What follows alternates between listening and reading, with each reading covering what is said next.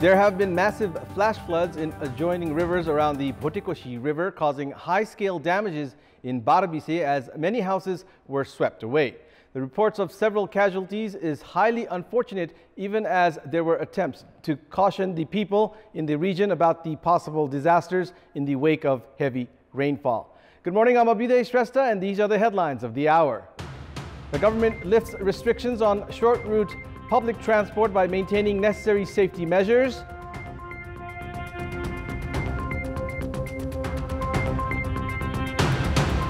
The number of new cases of coronavirus declines in recent days. Health experts say the risk still persists as 108 cases detected yesterday.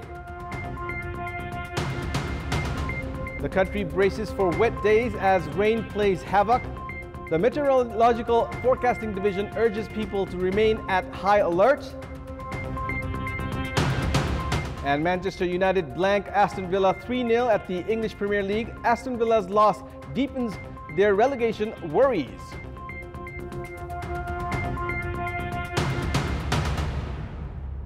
The government has decided to lift the restrictions on the short route public transportation by maintaining necessary safety measures. The decision is to be effective from today onwards. Speaking at a weekly press meeting yesterday afternoon, Finance Minister and Government Spokesperson Yuvraj Khatiwada informed about the government's decision in a move to further ease the ongoing nationwide lockdown enforced since 24th of March. According to Minister Khatiwada, public vehicles would be only allowed to operate within the same district. In the case of the Kathmandu Valley, the vehicles can cross into the 3 districts. As per the decision, public buses and microbuses can carry only half their capacity, while taxis can carry a maximum of 2 passengers at a time. The government has set mandatory provisions while operating the public vehicles, according to which drivers and their assistants should cover their faces with glass visors and wear gloves. Likewise, passengers should use hand sanitizers before boarding a vehicle, while every vehicle needs to be disinfected every day. Minister Khatiwada informed that the transport operators could charge passengers with an additional 50% fare to cover their losses caused due to the mandatory provision of carrying passengers half the capacity. The number of new cases of coronavirus has significantly declined in recent days. 108 more individuals tested positive for COVID-19 out of 4,588 samples tested through the PCR method yesterday. This is the lowest number of daily positive cases in the past 1.5 months. Yesterday, 18 new cases were detected in Surkhet, 8 in Kailali, 7 in Dang, 5 each in Kathmandu, Siraha and Kaski, and 4 in Acham. With this, the total number of cases in the country has reached 16,531. The Health Ministry, however, has warned that infection could spread if strict preventive measures were not enforced, despite the decrease in the number of cases. Meanwhile, 139 individuals registered full recovery from the virus, taking the total recoveries to 7,891. According to the ministry, 5 districts including Terathum, Bhojpur, Solukhumbu, Humla and Mustang have no active cases. Chinese ambassador to Nepal, Hao Yangchi, called on executive chairman of the ruling Nepal Communist Party, Pushpa Kamal Dahal, yesterday. Envoy Yangchi reached Kumaltar yesterday to hold a meeting with executive chairman Dahal. Spokesperson for the Chinese embassy, Chang Shi, informed Kantipur News that the Chinese envoy had held a discussion with executive chairman Dahal on bilateral issues. Meanwhile, the active involvement of the Chinese envoy at a time when the inter-party dispute in the ruling Nepal Communist Party has heightened in recent days and has raised quite a few eyebrows. The Chinese diplomat had already called on President Bidya Devi Bhandari, Prime Minister KP Sharma Oli and senior leader duo Jhalanath Khanal and Madhav Kumar Nepal of the ruling party. Executive Chairman Dahal, along with senior leader duo Khanal and Nepal, are mounting pressure on Prime Minister Oli to step down from both the posts of premiership and chairman. The ongoing differences between the 2 chairmen have deferred the party's standing committee meeting several times.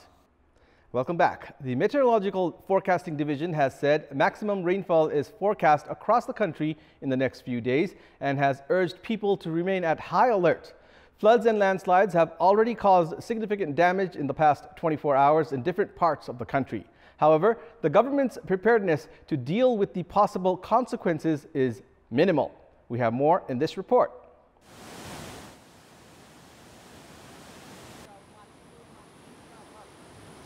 With the advent of the monsoon season, the countrymen have already witnessed horrific scenes of floods in Bhotekoshi, landslides in Lamjung, and Kantipur's inundation.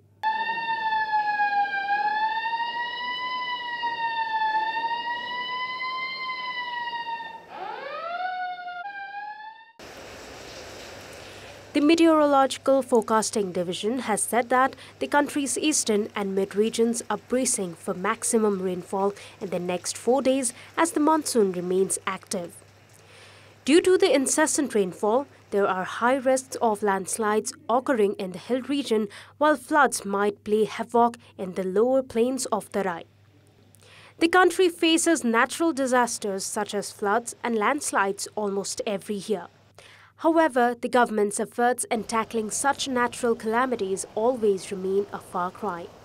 The monsoon rains always pose a landslide risk in the hill region.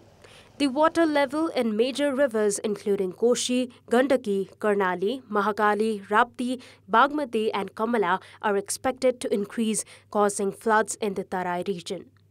However, the government is not prepared to handle the possible catastrophe to reduce mass destruction and loss of lives. The heavy incessant rainfall is expected in Province 1, 2, Bagmati and Gandaki until Sunday and expected to swell rivers and rivulets in the hill areas. It is necessary for locals living in the hill region and close to riverbanks to take necessary precautionary measures. The government should also mobilize its mechanism to prevent the loss of life and property caused by water-induced disasters. A series of landslide incidents caused by the incessant rainfall across the country has claimed 7 lives in various areas of Lamjung and Kaski districts. 3 people in a same house died in Gothadi of Kaski's Sarangkot after the landslide. The deceased have yet to be identified. 6 others in Sarangkot were injured and are receiving treatment at Manipal Teaching Hospital. In another landslide incident, a 70-year-old woman identified as Hemkali Adhikari of Hemja Kaski lost her life.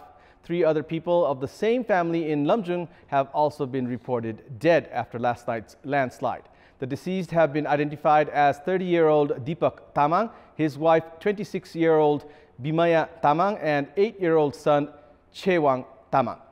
3 more are reported injured in the incident and are receiving treatment at a community hospital in Besi Shahar. Likewise, 9 people have been reported missing following a landslide in Myagdi. 7 of the missing are from Rikha of Dholagiri Rural Municipality. 2 others are from Malika Rural Municipality. 13 families have been displaced due to the incident. In our Public Voice segment, we had asked the local residents of Saptari district what should be done for the conservation of the Chure region. Let's take a look at what they had to say.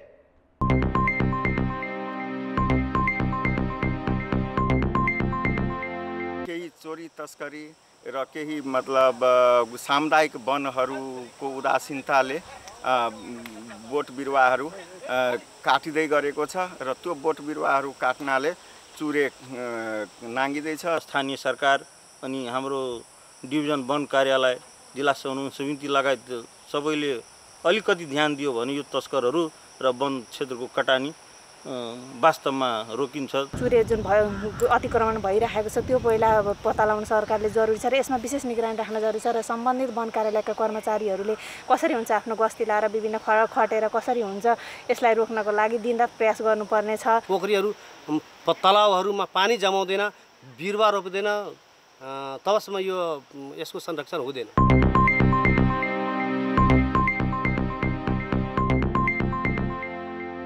And it's time now for our segment Public Pulse, where you text us with your opinion. Public Pulse. And here's the question. How do you find the government's decision to let public vehicles to operate? Your options are A, appropriate, B, risky, and C, compulsion. The voting is on. Type NEWS, select your option A, B, or C, and send it to 34001 to share your opinion with us. that's all for the moment. Keep watching Kantipur Television HD for more news and entertainment. Thank you for watching. Have a good day.